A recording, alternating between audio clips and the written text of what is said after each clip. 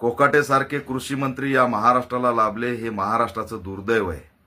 अतिशय महत्त्वाच्या अधिवेशन काळामध्ये कोकाटे जर रम्मी खेळत असतील तर त्यांना कृषी मंत्री म्हणायचं की रम्मी मंत्री म्हणायचं।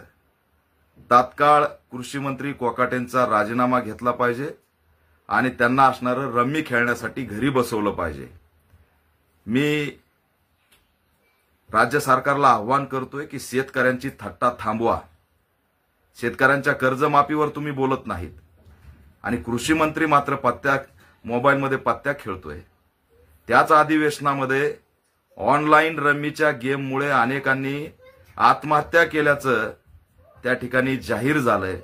महाराष्ट्रामध्ये ऑनलाईन रम्मीमधून अनेकांचे बळी चाललेत आणि त्याला जर मंत्रीच बळ देत असेल तर आणखी काय राहिलंय?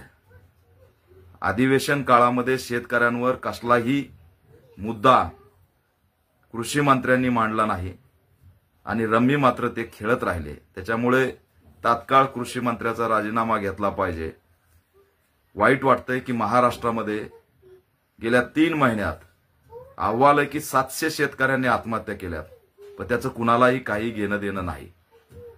आम्ही शेतकऱ्यांची कर्जमाफी करणार नाहीत, आम्ही रम्मी खेळू, ही असणारी एक प्रकारे थट्टा आहे आणि याचा आम्ही निषेध करतो। कोकाटे सारखे कृषी मंत्री महाराष्ट्राला लाभले हे महाराष्ट्राचं दुर्दैव आहे। जी काही घटना घडली त्या घटनेच्या विरोधात राज्यात वातावरण तापले, तुमची काय प्रतिक्रिया? वातावरण फार तापलेले, पण अजित पवार राजीनामा घेणार नाही, कारण की अजित दादाचे भरपूर व्हिडिओज आहेत।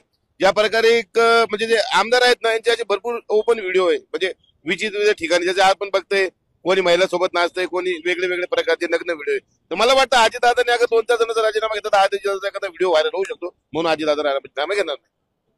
काय म्हणायचं तुम्हाला? माझं एवढं म्हणणं आहे की अजित दादाचे व्हिडिओ असतील कदाचित त्यांच्याकडे, जस ज्या प्रकारे की सोमय्याचे व्हिडिओ होते आणि आज आमदार बघितला आपण एका महिलेसोबत नाचत होता अंडर पॅन्टवर, तशा प्रकारचे अजित दादाचे फोटो म्हणजे व्हिडिओ असू शकतात यांच्या कार्यकर्त्याकडे, कारण की ते त्यांना ब्लॅकमेल करताय अजित दादांना। नाही तर अजित दादा होता, आता झाला, त्याची अवकात नाही कोणाची राजीनामा घ्यायची। आता एवढंच माझं म्हणणं आहे। सूरज चव्हाणला काय सांगणं आहे तुमचं, कारण की छावा संघटनेच्या कार्यकर्त्याला बेदम मारहाण केली?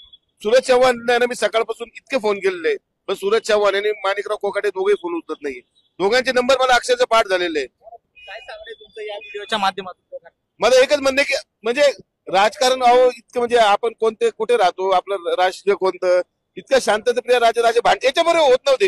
ही सरकार अशी नाही, श्रीखंडी सरकार आहे, तृतीयपंथी सरकार आहे, तिघं मिळून, असंच वाटतं मला बस की अशा भावना